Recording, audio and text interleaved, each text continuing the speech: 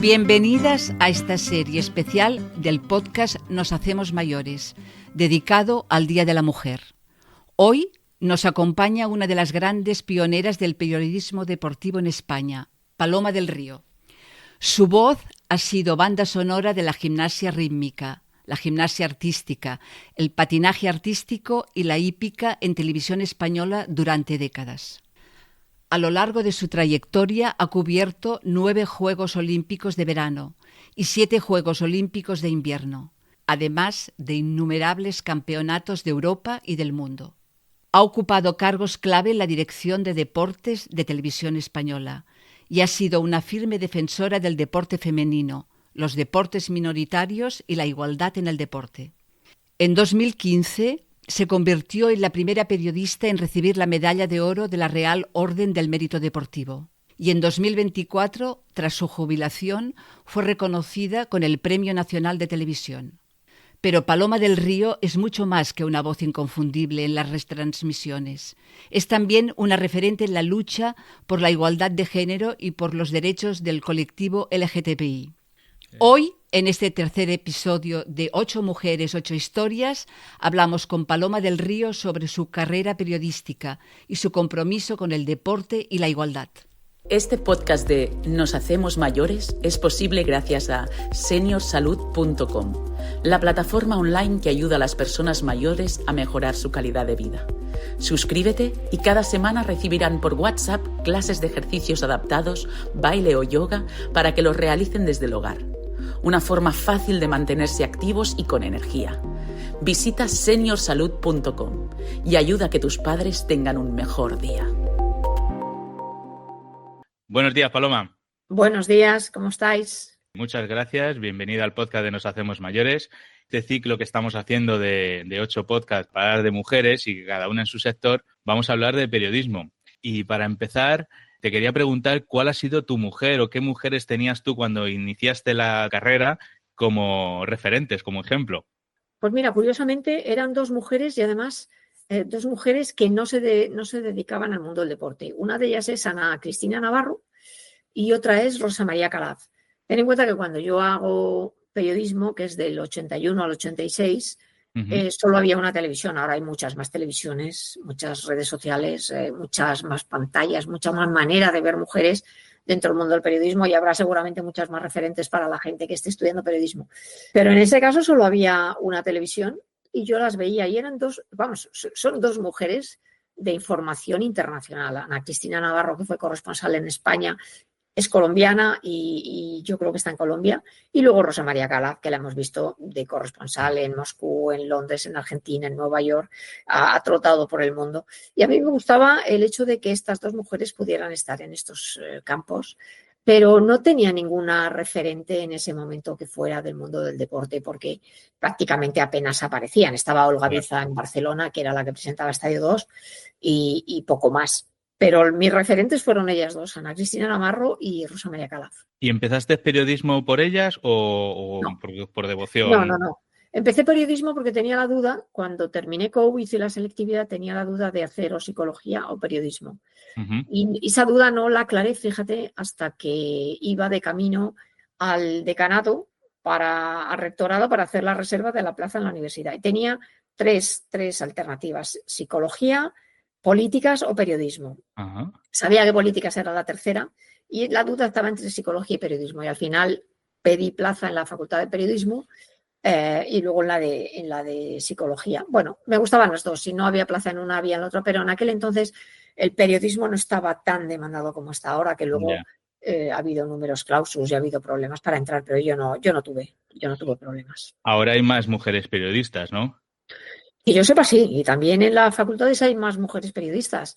Y tú, cuando estabas allí ya trabajando de periodista, tendrías que echar mano de tus compañeras, ¿no? Porque estarías en un mundo un poco sola, ¿no? A lo mejor no te comprendían los hombres, ¿no? Ten en cuenta que yo llego a televisión a través de una beca en el Vale. año 86 y cuando el tutor de los becarios nos pide, te pregunta, no te manda a algún sitio, sino primero te pregunta dónde quieres ir. Pues si te puede dar, pues fenomenal, mucho mejor. Y a mí me preguntó y preguntó deportes. De todos los que estuvimos allí, solo otro chico y yo quisimos hacer deportes. Y a él le sorprendió aquello de que en el año 86 una mujer quisiera hacer periodismo deportivo. Cuando yo llego a la redacción es mayoritariamente, tanto la de Madrid como la de San Cugat, de hombres. Y además en una rama del periodismo que es el periodismo deportivo, hecho por hombres, consumido por hombres, aficionados hombres, lenguaje andrógino, y sonaba raro que una mujer quisiera ser periodista. Me encontré, afortunadamente, dentro de la redacción, un grupito de mujeres que también querían por vocación ser periodistas deportivos. Fundamentalmente sale el nombre de Mari Carmen Izquierdo, ya fallecida, que esta es la que se puso el mundo por montera y se metió en los vestuarios, y además hacía fútbol. Y luego estaban María Antonia Martínez, que hacía baloncesto, Elena Sánchez, que hacía un poco de todo, María Escario, todo esto en Madrid. Y en Barcelona estaban Olga Guiza y Mercedes Milá. Mercedes Milá hacía automovilismo, lo que pasa es que luego ya varió, se fue a hacer entrevistas, pero estaban en la redacción de Barcelona. Éramos muy pocas mujeres. Afortunadamente contamos con la ayuda de los hombres, de los periodistas de nuestra generación, porque los que eran más veteranos, a ver, nosotras teníamos entre 20 y 30 años, o 25, 30 años, y los hombres que estaban eran muy veteranos. Estos no concebían que una mujer pudiera hacer periodismo deportivo. Estos eran más reacios a que nos incorporáramos, pero las mujeres decidimos que queríamos hacer periodismo deportivo y allí nos plantamos y bueno, esa fue la primera semilla. ¿Y para ti qué significa el feminismo? Pues en un mundo tan complejo como es el del periodismo deportivo, ves mucho más las desigualdades. Ves cómo se trata a las mujeres deportistas y cómo se trata a los hombres deportistas. Las condiciones de entrenamiento, de fisioterapeutas, de nutricionistas, de traslados que tienen los hombres y, en contrapartida, los que tienen las mujeres. ¿Cuánto del presupuesto de las federaciones se va a la categoría masculina y cuánto se va a la categoría femenina? En fin, vas viendo las diferencias y piensas que no puede ser, que en el mundo en el que vivimos actualmente esas diferencias tienen que ser mínimas y no existir si es posible. Yo no quiero que a los hombres les rebajen lo que tienen, pero quiero igualdad y que tengan las mujeres lo mismo que tienen ellos, lo mismo de que disponen. Tú antes has dicho que cuando empezaste el deporte era de hombres, tú has visto evolucionar cómo cada vez deportes de mujeres lo podemos ver más en la tele o participan ya más mujeres, ¿no? ¿Cuál es el deporte de mujeres, Donato? Todos. Claro, es que dices deportes de mujeres. Es que No, creo que vemos más deporte femenino, claro. Claro, que lo echan más en la tele, lo podemos decir, Claro, ¿no? pero ese ha sido un trabajo de concienciación y de pedagogía con las federaciones. La gente no sabe que para hacer una transmisión de deporte femenino, quien tiene los derechos te los tiene que ceder. Y son las federaciones los poseedores de esos derechos. Claro, cuando te encuentras en las federaciones internacionales, no, porque negocias las federaciones y negocia Eurovisión a través de Eurovisión, se negocian y da igual una cosa que otra. Pero las federaciones nacionales, yo tenía que hablar con los presidentes de las federaciones y convencerles en muchísimos casos que cuando venían a ofertarnos el deporte para emitir en Teledeporte o en Televisión Española, había que emitir hombres y mujeres. Y solo nos ofrecían hombres. Yo decía, es que no puede ser. No, bueno, intentaban convencerme de que mejor los hombres y tal. Y dije, mira, no, porque esto es una televisión pública. Una televisión pública sometida al control del Parlamento. Y los parlamentarios, senadores y diputados hacen preguntas a Televisión Española y cuando pregunten por qué en tu deporte no emitimos el deporte femenino y solo damos el masculino, ¿qué les digo? No, porque estaban tirando siempre balones fuera. Entonces ya llegó un momento que les dije, bueno, pues vamos a hacer una cosa. Cuando hagan esas preguntas, como yo no tengo la respuesta y la respuesta la tienes tú, presidente de tal federación, vas tú al Parlamento a contestar. Claro, pero ahí ya, aquí. Y entonces ya decidieron que, oye, mejor vamos a... Decía, esto que yo les proponía no era posible, está claro. Tenía que ir el presidente de la federación, del presidente de la corporación RTV. Pero era una manera de hacerles entender que tenían que abrir su mente. Es verdad, mira, hay 66 federaciones y hablábamos con muchas de ellas. Y hay federaciones que eran modélicas. O sea, si tenían 10 euros, repartían 5 para hombres, 5 para mujeres. Pero en la mayoría de los casos nos ha costado mucho trabajo convencer a presidentes de federaciones que el trato del deporte femenino tenía que ser igual que el que estaban dando a su propio deporte en la federación. Y yo les decía, tú tienes un hijo y una hija y a la hija no le das de comer. Si es que son ejemplos simples. Tú tienes que tratar tu deporte, tú eres presidente de tu federación. Y tus deportistas hombres y tus deportistas mujeres tienen que tener las mismas condiciones. Así que tú verás. Si Es no que a lo mejor en casa también pasaba eso. Que aunque la hija dijera que quiere jugar al fútbol o que quiere hacer deporte, el deporte de la mujer es para hombres, ¿no? Le diría, claro, bueno, claro. Y sin embargo, luego hay otros modelos de padres y de familias que empujaban y animaban a las mujeres a ese tipo de deportes que a lo mejor, bueno, pues fíjate, el fútbol, la cantidad de niñas que han querido jugar al fútbol que no han podido porque no les han dejado. claro. Y cuando tú, por ejemplo, has visto el balonmano o sea, equipos o mujeres que encima han ganado sus trofeos y tal, ¿cómo te sentías? Hombre, es verdad que la evolución no ha sido fácil y ha sido poco a poco, ya ha tenido que ser con el paso del tiempo y haciendo mucha labor de concienciación, ya te digo. Pero a mí me sentaba mal porque yo creo que teníamos que pelear y que desde la televisión pública, que le da mucha visibilidad, teníamos una herramienta formidable para poder hacer eso. Y era cuestión de perseverar todo el tiempo, hasta que les vas convenciendo. Luego también es verdad que hay rotación de presidentes de federación y van apareciendo presidentes más jóvenes que tienen también un pensamiento Una visión mejor. más aperturista y más feminista que el que tenían los antiguos, que parecía que era todo territorio masculino. Del feminismo, ¿no? De la mujer, ¿qué malentendidos o qué prejuicios muchas veces escuchas y no te gusta escucharlos? Pues son los insultos especialmente. Es que no entiendo por qué personas que se les supone una capacidad intelectual, una inteligencia, arremeten contra mujeres y hombres feministas que lo que buscan no es la igualdad y que se solidarizan, los hombres especialmente, con las mujeres para acabar con ese maltrato, no maltrato toda la palabra, sino o trato malo, mejor dicho, que se entienda mejor, que las mujeres hemos sufrido permanentemente. Lo tenemos como naturalizado, parece que es lo normal, pero no es normal. Es que no es normal que en el mundo haya esa diferencia, sobre todo en las sociedades occidentales. Todavía hay muchas sociedades que no tienen estos avances, estos arraigos y se sigue perpetuando esa diferencia tan brutal y medieval que hay entre las mujeres y los hombres. Pero en el siglo XXI, en la sociedad occidental, esas cosas y esos tratos tienen que ser diferentes. Y cuando arremeten y insultan a los hombres y las mujeres que peleamos porque el trato sea igualitario y que podamos vivir en igualdad de condiciones, no pasar miedo, en fin, una serie de cosas, pues de verdad que no termino de entenderlo, porque siempre lo llevo a la parte personal. Claro. Estas personas que insultan, les gustaría que insultaran a su hermana, a su hija, a su prima, a algún familiar, seguramente no les haría mucha gracia. Entonces, ¿por qué si a tu familia la proteges contra eso, por qué a los demás nos insultas? Así, gratis, así, sin motivo y sin nada. O sea, yo no sé si es por hacer la gracia. Además, las redes sociales, bajo el anonimato, porque normalmente todo esto suele venir de gente que no da la cara. Yo pongo en mis redes sociales, pongo mi nombre, mi apellido y mi foto, de manera que me identifiquen claramente quién soy. Pero hay gente que pone un emoticono, un muñequito y desde ahí barra libre para insultar a quien quiera. Me parece que no debe ser.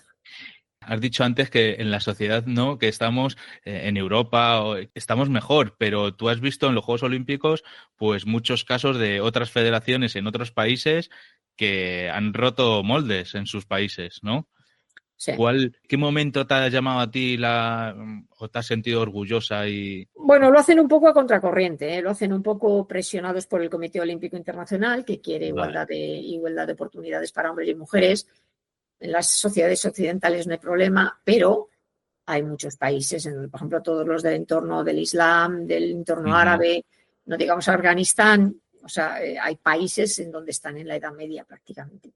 Y la mujer es una casi esclava. Fíjate, en Afganistán, desde que han vuelto los talibanes, las mujeres están encerradas en sus casas, no pueden salir, y cuando salen tienen que ir acompañadas o tienen que ir con el velo o con el burka. Entonces, claro, que hagan deporte eso no se puede dar en su vida, porque las mujeres tienen que servir al marido y tienen que tener muchos hijos. Claro, esas sociedades, a mí me cuesta mucho trabajo pensar en ese tipo de mentalidades. Y en los Juegos Olímpicos parece que cuando llegan los Juegos Olímpicos se trata de igualar y de que haya cantidad, por lo menos que haya mujeres dentro de las delegaciones. Pero eso es un poco... Lavar cara. Sí, un poco de lavado de cara, nada más. Luego vuelven a su realidad día a día, y la realidad es muy dura para las mujeres. Hace poco salió una imagen, creo, bueno, no una imagen, sino una noticia, creo que era una corredora, y al final luego, cuando estaba en casa, su marido, no sé si la quemó o algo así, o sea, una barbaridad, pero... Mira, prefiero no saber nada de esto. Ya, a través con Antonio Pampliega y yo, desde que entraron los talibanes. Antonio Pampliega es un periodista que recordarás que secuestró a Al-Qaeda durante 9 meses con otros 2 compañeros. A él le separaron de los 2, él estuvo solo, le hicieron simulacros de ejecución prácticamente diarios. Pensaban que era un espía o una cosa así, y él acabó muy tocado, y entonces él pensaba que lo iba a pasar mal, y él había ido a Afganistán, había ido a Siria, y una de las jugadoras de baloncesto en silla de ruedas le pidió ayuda cuando entraron los talibanes. Bueno, entre él y yo al final hemos conseguido traer a las jugadoras de baloncesto en silla de ruedas con un acompañante cada una de ellas, porque mujeres trabajando en la Cruz Roja, con estudios, hablando idiomas, en fin, ellas tenían el pasaporte, y en ese momento hemos tardado mucho tiempo, hemos tardado 2 años largos, casi 3, pero hemos sacado 32 personas de allí, y todavía nos quedan 2 en Irán que están esperando la llamada de la embajada para poder venir a España. Pero claro, cuando estás cerca de ellas y te están contando cómo viven, cómo pasan, lo que les hacen, es terrible. Prefiero... estoy muy sensible con esas cosas, entonces prefiero no saber qué les hacen, porque ya me imagino lo que les hacen, pero viendo la realidad cercana a través de sus palabras y de cómo pasan, pues te sensibilizas y te das cuenta de lo que les queda a estas pobres mujeres estando en los países en el que están. En los Juegos Olímpicos, Samarán tiene un nombre muy importante. ¿Ha sido el que más ha podido hacer, o la imagen que más ha podido hacer para que las mujeres estén más visibles? Sí, sin duda. Él durante 20 años, 21 años, desde el 80 hasta 2001, que fue presidente, desde la presidencia del Comité Olímpico, impulsó la incorporación de la mujer al mundo del deporte. Lo hizo de una manera, el COI era muy, muy masculino también, es el organismo que tutela y que dirige el deporte internacional, y él lo hizo a la chita callando, primero con su propio ejemplo, que se puso de vicepresidenta a Anita de Frank, que era una remera, fue olímpica, campeona olímpica, negra, abogada, y Anita de Frank la puso de vicepresidenta, y ella creó la Comisión Mujer y Deporte. Claro, si el máximo organismo crea la Comisión Mujer y Deporte, todos los comités olímpicos nacionales crean el Comité Mujer y Deporte, con más o menos trabajo, más o menos efectivos, pero lo crean. Y luego puso una cláusula para que no se incluyera en el programa olímpico, ni de Juegos de Verano ni de Juegos de Invierno, ninguna especialidad deportiva que no pudiera ser practicada por mujeres. Y aquellas especialidades deportivas, por ejemplo la halterofilia, solo en ese momento eran masculinas, tenían que integrar a la parte femenina. De manera que a partir del año 2000 empezó una escalada de incorporación de especialidades en la categoría femenina, y a partir de 2016 ya no hay ninguna especialidad deportiva, tanto de Juegos de Invierno como de Verano, que no pueda ser parte del programa olímpico si no lo disputan los hombres y las mujeres. Qué bueno. Ya que practiquen deporte, que se les haga visible, pero al final las mujeres también tienen que estar en puestos de dirección para ponerse en la mesa, eso ¿no? Es lo que queda. Al final... Eso es lo que queda, eso es lo que queda. Mira, cada septiembre, cuando se abre la apertura del Poder Judicial y aparecen todas las togas, todo hombres. Bueno, ahora ya hay una mujer presidenta, pero es que de repente te das cuenta la cantidad de juezas que hay, cuántas están en la cúpula, la cantidad de mujeres abogadas, de mujeres con muchísimo talento en todas las especialidades, de tecnología, de educación, de investigación. Pero llega un momento en el que, cuando llega el punto de la gobernanza, ahí no, ahí es lo que llaman el techo de cristal, que a mí no me gusta decir porque me parece que es una irrealidad. Llega un momento en el que no pasan. Me he dado cuenta de que cuando una mujer alcanza ese puesto de responsabilidad, se rodea de mujeres, mientras que cuando es un hombre se rodea de hombres. Cuando llegue una, tiene que tirar, pero también tenemos que contar con el punto de vista de los hombres. El hombre tiene que detectar el talento que tenemos las mujeres. No porque sea mujer la va a poner por cuota, sino porque es talentosa. Y hay veces, y yo lo he vivido en primera persona, me he encontrado con jefes míos masculinos que de verdad les faltaba un poquito, y sin embargo con mujeres sentadas en mesas haciendo un trabajo de menor responsabilidad que podían perfectamente ocupar esos cargos de responsabilidad. Aquí necesitamos a los hombres, pero los hemos necesitado toda la vida y tenemos que hacerles ver a los hombres que su ayuda es importante para que las mujeres progresen. ¿Y lo veremos? ¿Llegaremos a ver las federaciones que siempre son masculinas? ¿Llegaremos a ver a presidentas? Pues mira, había 3 y ahora hay elecciones después de unos Juegos Olímpicos. Siempre tiene que haber elecciones a las federaciones olímpicas y había 3 federaciones: salvamento y socorrismo, baloncesto y remo. Y en las elecciones de remo ha ganado un hombre, con lo cual Asunción Losada, que era la presidenta, pues se ha presentado, pero no ha ganado, con lo cual ahora de 66 federaciones solo hay 2 presididas por mujeres. Vale. ¿Qué hacemos? ¿Qué hacemos? O sea, que dicen, no, es que las mujeres no se quieren presentar. Sí, las mujeres se quieren presentar, pero vuelve otra vez el poder masculino a ser más fuerte que el femenino y ahí no podemos hacer más. Tú has escrito 2 libros, uno de ellos habla mucho sobre las historias de mujeres en el deporte. Sí. Dinos alguna historia que te haya gustado mucho. Bueno, eso es un libro que iba a nacer para los Juegos de Tokio en 2020 y al final se retrasó a Juegos de Tokio, pero 2021. Lo escribimos a la limón entre Joan Manuel Surroca, es un compañero de Radio Nacional también especialista en olimpismo que también se jubiló, y yo. Yo he hecho la parte histórica, las biografías las ha hecho él, pero cuando lees las biografías te encuentras, se llama Más que Olímpicas.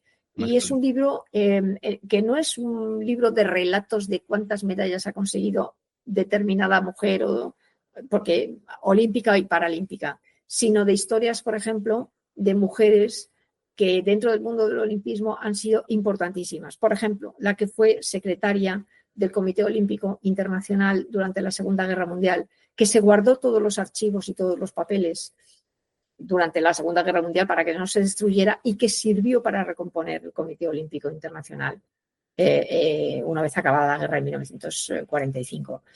Son testimonios de mujeres, por ejemplo, Anita de Fran, la primera que llegó, la primera sudamericana, mujeres que han hecho historia dentro del olimpismo y que han peleado mucho por...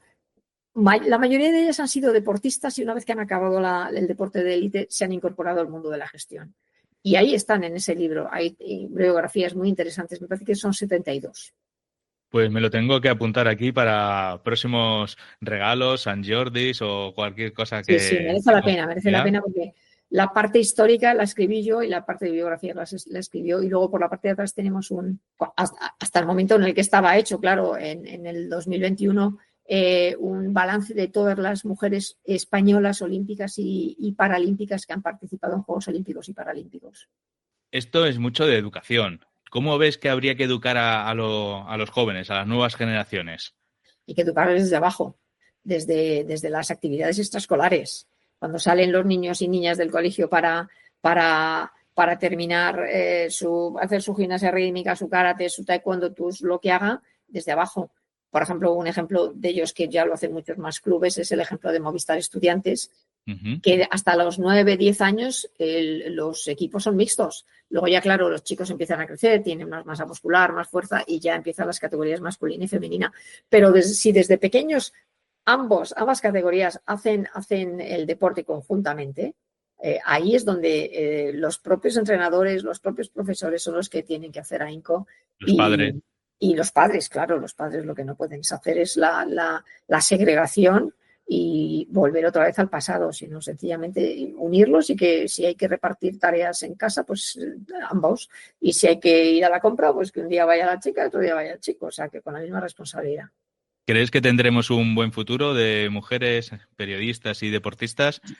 Espero que sí. Hombre, de deportistas tenemos. Es verdad que no les hacemos ni caso hasta los Juegos Olímpicos, pero de eso se trata, de que pero luego nos gusta verlos. En la televisión estemos todo el día intentando sacar nombres femeninos, porque todas las semanas compiten igual que los hombres, pero el deporte masculino arrolla en los medios de comunicación. Paloma, me quedan 2 cosas para preguntarte. Una es que ¿cómo llevas la jubilación? ¿Tienes un proyecto de vida de esta etapa? Lo tengo pensadísimo. Llevo la jubilación muy bien. O sea, te liberas del estrés de una manera impresionante. Sigo haciendo charlas, conferencias, mesas redondas, me siguen llamando de sitios para presentar galas, de seguir hablando de mujer y deporte y de feminismo en muchos sitios, en muchos foros, y siempre que puedo lo intento y voy. Y mi vida es ahora pues disfrutar de la vida, disfrutar del deporte y disfrutar del cuerpo, porque lógicamente cuando pasa el tiempo vas dándote cuenta de que de repente empiezas a tener lesiones, dolores que antes no tenían, y empiezas a ver que la vida es mucho más tranquila de lo que teníamos dentro del barullo del trabajo diario, que a veces no nos damos cuenta, pero cuando te vas alejando te das cuenta que dices, madre mía, ¿cómo podía estar yo metida en ese torbellino? En serio. ¿Te veremos haciendo un podcast o siendo youtuber o algo para ti? Me da mucha pereza. ¿no? Me da mucha pereza. O sea, lo que no quiero son obligaciones.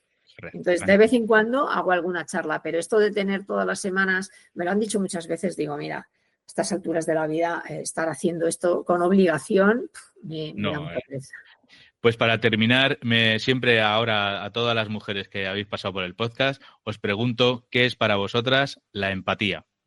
La empatía es ponerte en el lugar del otro, tener la sensibilidad, mirar los acontecimientos a través de la persona que tienes al lado y de los sentimientos que pueda tener. Y pensar si a ti te gustaría que te hicieran eso, bueno o malo, si es empatía tanto a nivel positivo como a nivel negativo. Si hay una persona que disfruta ponerte en el disfrute de la otra persona, y si está sufriendo, pasándolo mal, también entender qué es lo que está pasando por esa persona y hacerte una composición del lugar de que tú eres la que estás pasando por ese tipo de situaciones, y ser sensible y pensar cómo te gustaría que te trataran a ti en esas circunstancias. Eso es empatía. Muchas gracias, Paloma, por dejarnos un ratito y haber estado con nosotros. Muchísimas gracias a vosotros y que tengáis una buena semana, un buen día y una buena vida. Gracias.